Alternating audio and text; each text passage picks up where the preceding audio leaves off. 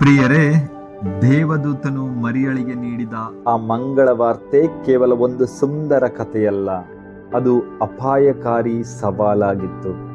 ಅಂದು ಮರಿಯಳು ಕೇವಲ ಹೌದು ಎನ್ನಲಿಲ್ಲ, ಬದಲಾಗಿ ತನ್ನ ಇಡೀ ಭವಿಷ್ಯವನ್ನೇ ಪಣಕ್ಕಿಟ್ಟಳು. ಅಂದಿನ ಕಟ್ಟುನಿಟ್ಟಾದ ಆ ಯಹೂದ್ಯ ಸಮಾಜದಲ್ಲಿ ವಿವಾಹಕ್ಕೂ ಮುನ್ನ ಗರ್ಭಿಣಿಯಾಗುವ ಅವಮಾನ ಮತ್ತು ಸಾವಿನ ಶಿಕ್ಷೆಗೆ ಸಮನಾಗಿತ್ತು.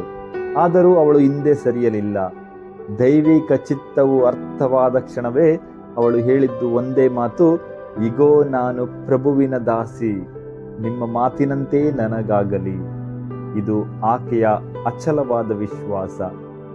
ನಮ್ಮ ಜೀವನದಲ್ಲೂ ದೇವರ ಕರೆ ನಮ್ಮ ಸುಖ ಸೌಕರ್ಯಗಳನ್ನು ಕೆಣಕಬಹುದು, ನಮ್ಮ ಯೋಜನೆಗಳನ್ನು ತಲೆ ಕೆಳಗೆ ಮಾಡಬಹುದು. ಆದರೆ ನೆನಪಿಡಿ, ನಮಗೆ ಪೂರ್ಣವಾಗಿ ಅರ್ಥವಾಗದಿದ್ದರೂ ದೇವರನ್ನು ನಂಬುವುದೇ ನಿಜವಾದ ಭಕ್ತಿ. ನಾವು ದೇವರಿಗೆ ಶರಣಾದಾಗ ದಾರಿ ಕಷ್ಟವೆನಿಸಬಹುದು, ಆದರೆ ಆ ದಾರಿ ನಮ್ಮನ್ನು ದೈವಿಕ ಕೃಪೆಯೆಡೆಗೆ ಕೊಂಡೊಯ್ಯುತ್ತದೆ. ಬನ್ನಿ, ಮರಿಯಳಂತೆ ಸವಾಲುಗಳ ಮಧ್ಯೆಯೂ ದೇವರಿಗೆ ಶರಣಾಗೋಣ, ಧೈರ್ಯದಿಂದ ಮುನ್ನಡೆಯೋಣ. ಆಮೇಲೆ